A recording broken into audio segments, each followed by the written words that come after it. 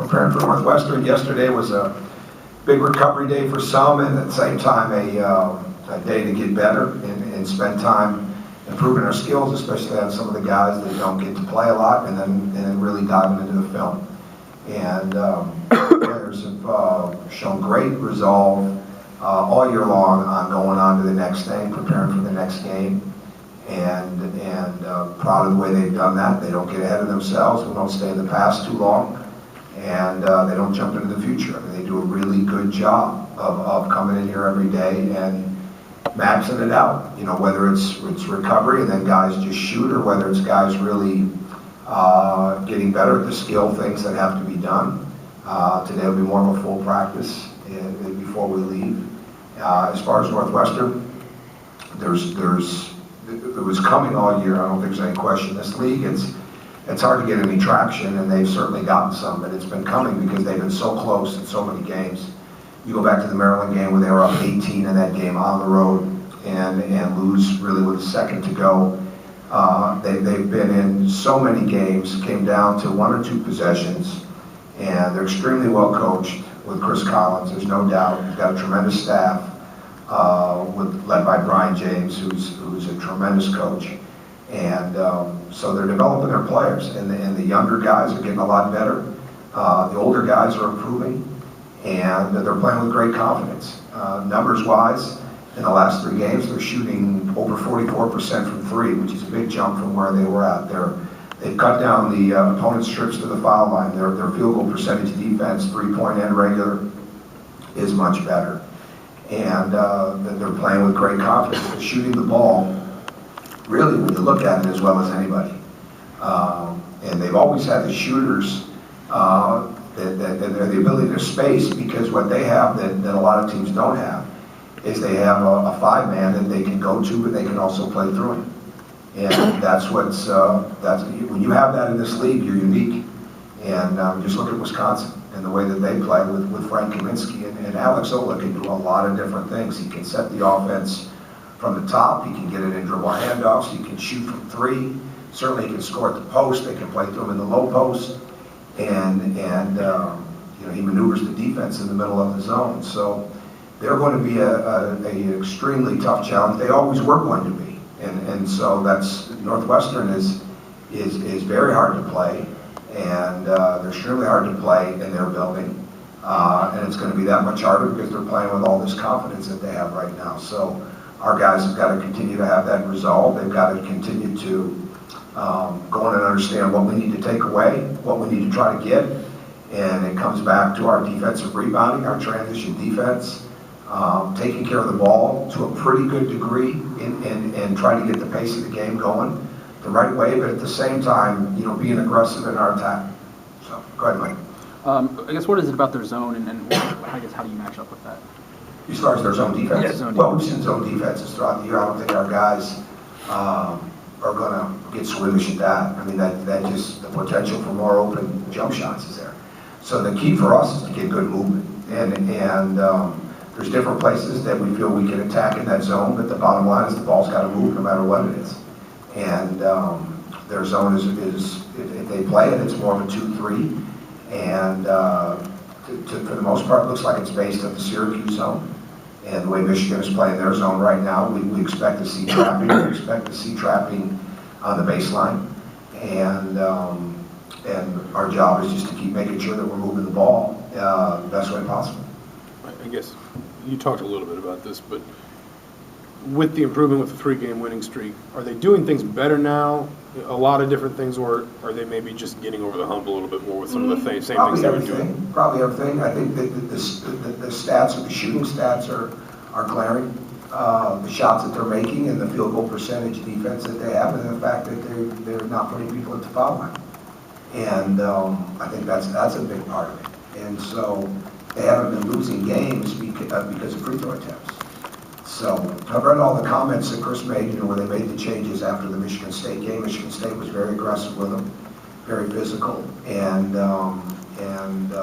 they made some changes after that and have gone primarily to. But I mean, we get ready for everything. I mean, we can see different defenses. We can see man-to-man. I don't think it's anything that we look at and say, well, they'll just play us this one way. But our bottom line is more understanding their personnel, and doing what we have to do to keep moving the ball. They've got very good personnel. Brian McIntosh is playing outstanding, and there's no doubt about it. We've always liked Brian. I mean, he's an excellent player. And Trey Dempsey's playing right now with the speed and accuracy and taking the initiative as good as any guard in the league. And we've already talked about Alex O, the big loss, coming off his best game. So Gavin Skelly has been a force for them, and now Taphorn is healthy, and he's shooting the ball at a very high rate. So they can put literally 5 shooters on the floor at times, really no less than 4, and I think that's what gives them such an advantage right now too. Pete? Tom, as you get to this part of the year, you head towards the postseason, how much do you adjust practices in terms of intensity? Do you go for short and intense as opposed to longer? And then how much have you modified that during your coaching career? Oh, I think I modified it quite a bit during the coaching career, no question about that, but every team's different. And last week, we needed to get back to getting up and down the court a little bit. And I think there's a balancing act. You got to really, you can't get too far ahead of yourself as a coach either. You can have a plan for that week or for the next couple of days, but you've got to be able to adjust it. And we needed to get back up and down and shorten the shot clock type of things, bring the speed full court back to us a little bit. After the Purdue game, we did that, but again, we weren't on the court very long. So I think that there's different times when we're working on the court in any type of 1-on-1 to 5-on-5 situation. It's going to be live, it's going to be intense, it's going to be fast. But there's also times to be in a walkthrough mode, especially defensively. And so that's a part of it too. But anything else that we do, shooting, we're never just out there to shoot. There's a speed element, there's a time and score element to it. There's the type of shots that you're getting. And again, we never say this all the time, but I think it's true, and I think this is the other part of coaching that I've continued to grow in, is we're never going to get away from the skill development inside of the practices. When I was at Marquette, and even early on here, we would do more of the skill development inside of individual instruction workouts. Well, we make sure that we never get away from that in practice and even on game day. That's another modification that we've made this year. We spend time inside of that walkthrough of really putting the cones out, driving through the pads, the driving moves, the shooting, the reading the cuts, the back cuts, all those type of things, so that everybody's continued working on the left hand. This guy dunk everything, this guy don't dunk anything. Just continue, mixing it up every day to keep challenging them to improve in areas. So I think we have a good handle on that every day, what they need to improve upon. Now, can we make substantial improvement on that in practice? You hope so, but you hope you really see it over a period of time, and I think we have. Mike? Go ahead, Ken. I'm sorry. Go ahead. Oh, touching on Pete, after this game, you don't want to look forward past it, but then you have 6 days off. Is this a good time for you guys to have a little break after you get through? Well, yes and no. It is what it is. I've never looked at the schedule and viewed it that way. We'll make sure that we get better, no matter what it is. And we're not at a point where I say, wow, we need some rest. Because we have tapered practices back so much over a period of time. And probably really looking at the numbers of live work from Friday, Saturday, Sunday morning with the walkthrough. We probably went over 3 days, probably about 3 hours and 10 minutes. Maybe I probably adjusted it by 10. I said 3 the other day. It's probably another 10 minutes.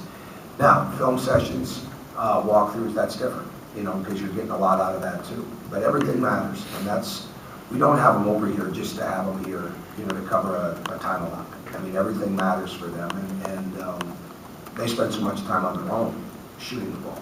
And I gave guys, outside of some conditioning yesterday, very, very minimal conditioning, just to kind of get the body moving right, get the blood flowing right.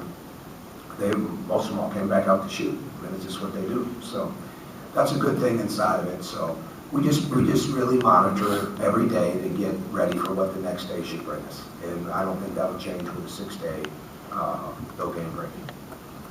I was going to say, can you expand a little bit on Brian McIntosh and why he's been able to make such a quick transition. Well, he's always been good. I don't think there's any question. You know, he's really been a very good player, and he's extremely skilled. He's got great patience and poise to his game. Shoots the ball extremely well. Plays with his head up, and is not fouling, and so he's really not getting beat on defense.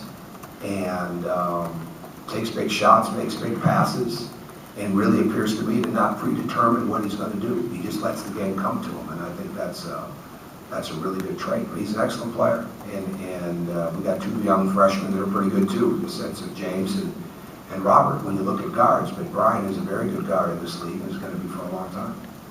Time for one more question. You mentioned last night that you guys are so much better when James gets 5 or more rebounds.